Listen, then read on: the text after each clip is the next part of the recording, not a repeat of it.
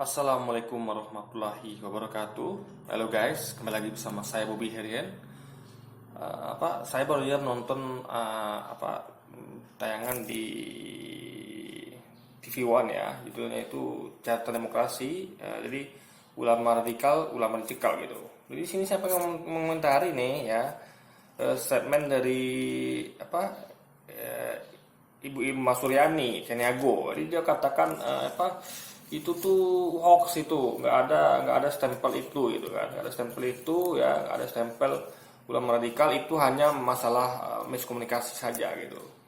Jadi itu hanya masalah internal gitu kan. Nah, jadi gini guys ya, ini mau saya bantah bisa-bisa gitu di video ini gitu ya kan. Nih saya runut dulu ke belakang ya, kita runut dulu ke belakang. Beliau ini sebenarnya lupa kalau beberapa waktu lalu itu marak pembubaran pengajian ya, pengajian Ustadz Tengku Zulkarnain, ada yang banyak kan di BUMN itu kan. Jadi PT-PT BUMN itu banyak membatalkan pengajian dari Ustadz Zulkarnain, Ustadz Abdul Somad ya kan, Gus Nur, siapa lagi, Ustadz dan Ustadz lainnya gitu. Dan ini memang udah viral gitu guys. Jadi ini sudah berlangsung sejak beberapa waktu lalu gitu. Jadi bahkan juga kalau ada ketik di internet itu ya, ustaz-ustaz berpaham radikal itu ada guys, 10 besar ustaz berpaham radikal. Itu nomor satu kalau saya nggak salah itu ya, nomor satu tuh kalau saya nggak salah itu adalah Ustaz Abu Somad. Dulu ada lagi Ustaz Reksio dan lain-lain ya gitu kan, Ustaz Gus Nur juga ada gitu. Nah, memang itu sudah ada stempel. Jadi siapa yang melakukan itu adalah orang-orang yang pro pada pemerintah gitu. Jadi kita tahu ustaz-ustaz ini sering mengkritik pemerintah gitu kan. Nah, karena mengkritik pemerintah, mereka ini dianggap radikal gitu. Nah, bahkan Ustaz Somad pun waktu di Bali itu dia sampai disuruh dipaksa untuk hormat bendera gitu, dan dia menolak gitu. Dan saya salut karena beliau punya prinsip, karena dia memang dicintai NKRI ya, karena dia dibuktikan dia tuh ke pedalaman itu ngibarkan bendera gitu. Jadi sekali lagi ya, memang ada terjadi gitu. Memang dan ini diimbuskan oleh orang-orang yang tidak bertanggung jawab gitu, orang-orang yang buzzer gitu kan. Nah, jadi dan ini perlu bacakan ya, saya bacakan beritanya ya, yang perlu diketahui juga gitu, yang apa sebenarnya terjadi gitu kan. Nah, ini tweet dari Ngabalin ya. Ngabalin itu kan beliau ini adalah masuk staf kantor presiden KSPI gitu kan. Nah, dia mengatakan sendiri guys ya, apresiasi dan dukungan penuh pada komisaris direksi PT Pelni. Ingat ya, ini tujuannya kepada komisaris direksi PT Pelni. Yang bertindak tegas juga menjadi pelajaran bagi semua BUMN. Nah, harus berani, jangan ragu kalau ada karyawannya yang masih bersekutu dengan kawanan penjual paham radikal. Nah, ini jelas sekali pendapat. Jadi ini jelas sekali ini apresiasi dari Ngabalin sendiri gitu. Jadi jangan katakan lagi tidak ada Ibu Irma Suryani Caniago. Jadi Anda nih kayaknya dia nih nggak baca berita atau nggak melihat perkembangan atau bagaimana gitu. Dia mengatakan itu hoax. Jadi sebenarnya yang hoax itu dia sendiri gitu, ya kan? Nah, lalu katanya lagi ya, intoleran, takfiri dan paham khilafah dan lain-lain. #waspada paham radikal. Ini sekali lagi ini Ngabalin ngomong seperti ini. Lalu sambung lagi ya. Nah, sebelumnya komisaris independen PT Pelni ya Kristia Budianto mengatakan acara itu tidak memperoleh izin dari direksi. Nah, ya kan? Relawan Presiden Joko Widodo pada Presiden Pilpres lalu ini. Jadi ini jelas nih relawan guys. Jadi sekali lagi semuanya ini adalah pendukung pemerintah gitu, pemerintah, relawan gitu kan, yang mendapatkan kue kekuasaan gitu. Jadi karena dia relawan ya, paling nggak punya potensi. Jadi karena buktinya PLN rugi gitu. Jadi banyak kali ada komisaris direksi BUMN ini banyak yang titipan gitu guys, pembagian jatah kue itu. Kan Presiden Jokowi pernah mengatakan ya, tidak akan bagi-bagi kue kekuasaan, tapi fakta terjadi gitu. Akhirnya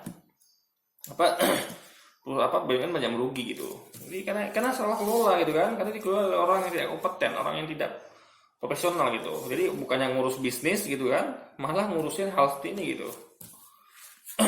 ngurusin radikal gitu kan. Nah, lalu pun mengingatkan kepada seluruh jajaran BUMN yang agar tidak segan-segan mencopot pegawainya yang terlibat radikalisme.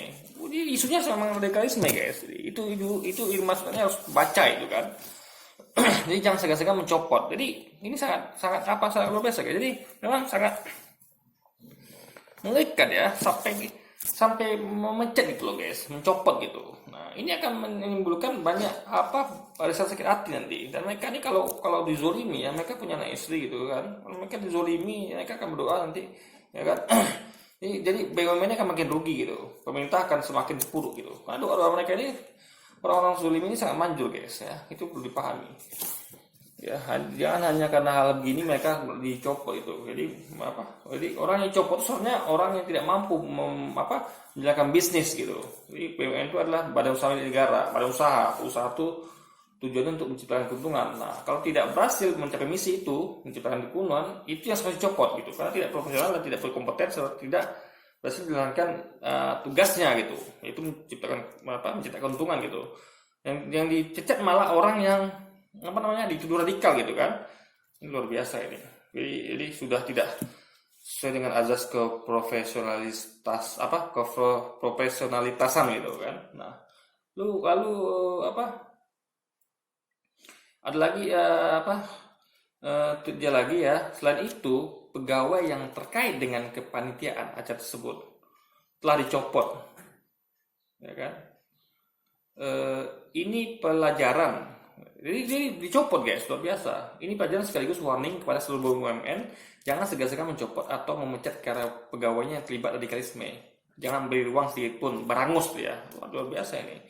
Kata dia, semua akun sosmednya semua akun sosmed saya kata dia kan dihajar gerombolan radikalisme. Sudah biasa, senyumin aja.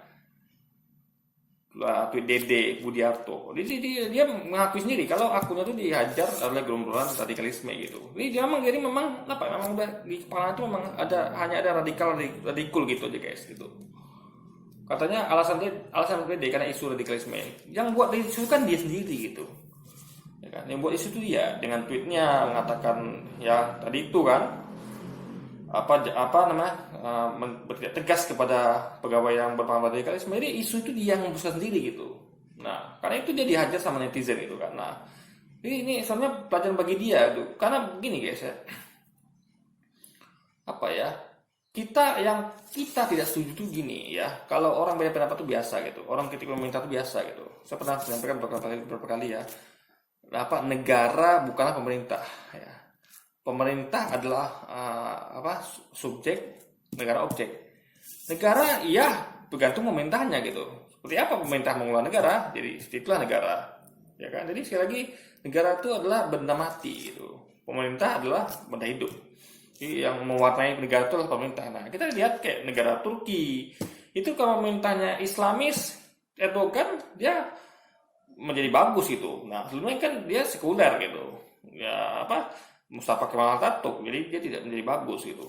Brunei dipimpin oleh pemerintahan Sultan Brunei gitu kan, Hasan Bolkiah, jadi bagus sekali sekarang gitu kan, melakukan syariat Islam gitu. Jadi negara Indonesia pun seperti itu gitu. Kalau dipimpin oleh Soekarno, beginilah jadinya. Kalau dipimpin Soeharto, beginilah jadinya.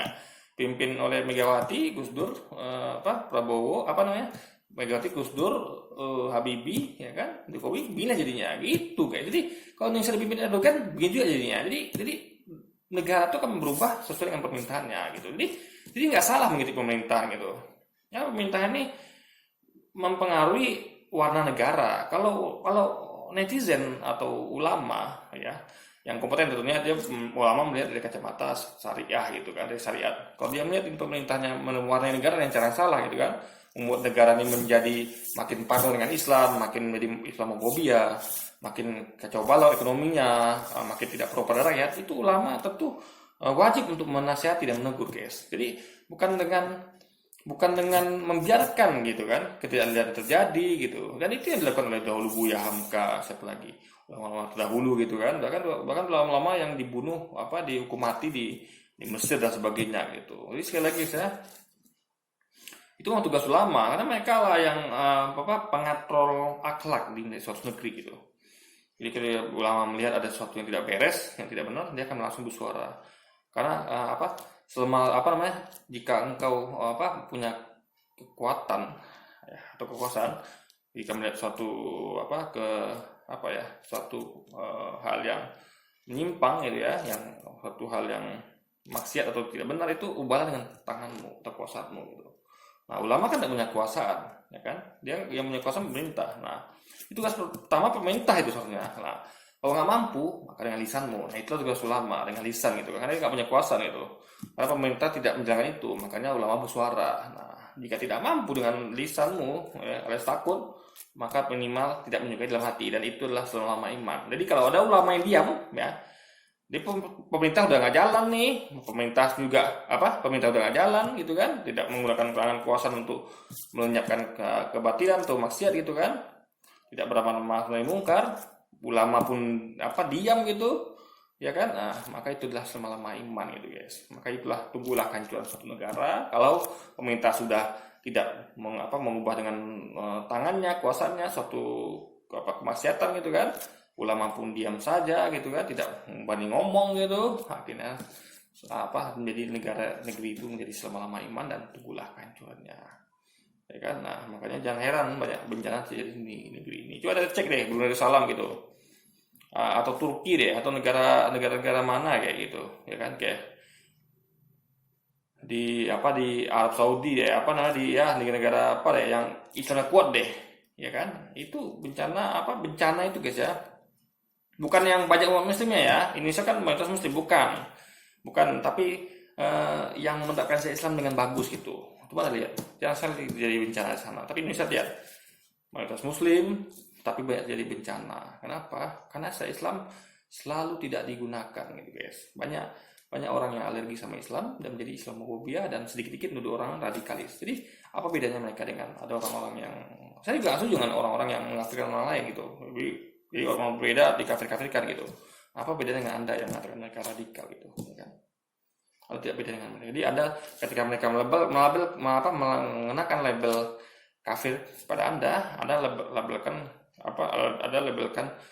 pula kepada yang lain itu label radikal. Jadi apa bedanya dengan Anda juga? Ada dengan mereka juga. Sama-sama suka memberi label gitu. Nah, itu nggak bagus. Ini muslim baik itu adalah memberi nasihat ya, itu biasa. Tapi kalau Anda sudah main label orang lain dengan radikal ya, dengan kafir gitu, itu ada salah dengan Anda, dengan pemahaman agama Anda. Karena Nabi tidak mengajak kita untuk melabeli orang lain gitu, ya kan? Oke, ya, karena itu akan menyebabkan perpecahan di antara umat gitu. Dan itu yang kita hindari. Dan ini kita lihat ini sekarang gaduh pecah gitu, ya kan? Pecah kegaduhan, ya kan? Banyak serangan terhadap komisaris ini karena dia telah memberi label kepada orang lain, bukan hanya ulamanya tapi juga pegawainya. Bahkan dia mencopot guys. Kan itu dia nggak mikir bagaimana nasib anak istrinya gitu atau keluarganya gitu kan. Luar biasa ini. Kan hanya karena udah secara radikal dicopot pula. Luar biasa ini kezaliman yang nyata guys. Oke. Jadi seharusnya dia yang copot karena memang tidak berhasil membawa perusahaan yang dipimpinnya menciptakan keuntungan. Karena perusahaan itu kan namanya usaha harus untung gitu guys. Kalau nggak untung berarti gagal misinya gitu. Ya kan? Itu seharusnya yang harus dicopot, bukan orang-orang yang lagi nih kajiannya online, ya kan, bukan undang usaha sana tapi melalui online. Nah ini yang mana ini tentu ya kita sebagai masa kita kalau saya ya bekerja di karyawan BUMN, kalau saya nggak dapat ceramah ustadz itu yang saya anggap nggak ada masalah gitu kan, saya bisa cari di tempat lain gitu. Ngapain? Jadi sarannya orang yang cerdas guys. Jadi ya Anda pikir ustadz itu seperti apa ya? Ulama itu mereka punya kebebasan gitu. Jadi Anda larang mereka di BUMN, ya kita cari di luar gitu, ya kan? Hak kita untuk mendengarkan ceramah mereka gitu. Nah, kecuali kalau dia sudah bertindak teroris, misalnya membom diri, itu baru kita hindari. Atau dia mengajarkan ya untuk mati syahid yang cara yang salah, itu baru kita hindari. Tapi kalau dia masih memberikan pemahaman ya, mengkritik pemerintah misalnya, memberikan nasihat kebaikan gitu kan, dan apa ceramahnya juga tegas gitu kan, karena dia apa sesuai dengan Quran hadis, ya, kita akan tetap dengarkan dengan cara lain gitu. Jadi apa meskipun BUMN tidak ada, dia akan ada tempat lain gitu, ya kan? Karena dia juga apa namanya juga juga juga ulama Ahlussunnah wal Jamaah gitu. Selama dia tidak mengkafirkan yang lain dan tidak mengajarkan apa mati syahid dengan cara yang salah gitu guys. Oke, jadi sekali lagi ini untuk membantah apa Mas Sulianiago yang mengatakan itu hoax tuh. Jadi sekarang dia nggak baca berita gitu kan. Makanya apa namanya dia kayaknya memang suka ngasal gitu guys. Dikit-dikit bilang itu hoax gitu kan. Jadi memang itu udah jadi beberapa waktu lalu itu senjata itu kan, tapi sekarang masih dipakainya juga gitu. Sayang sekali dikiranya kita masyarakat rakyat ini apa namanya terlalu bodoh gitu, nggak baca berita gitu kan. Maka itulah gunanya baca berita guys. Lalu kita tahu apa yang sedang terjadi itu dan kita tidak tertipu oleh apa stigma hoax atau label-label radikal dari orang-orang yang tidak bertanggung jawab gitu. Oke. Ya, mungkin sekian dulu video kita kali ini. Sampai jumpa lagi di video-video selanjutnya. Wassalamualaikum warahmatullahi wabarakatuh.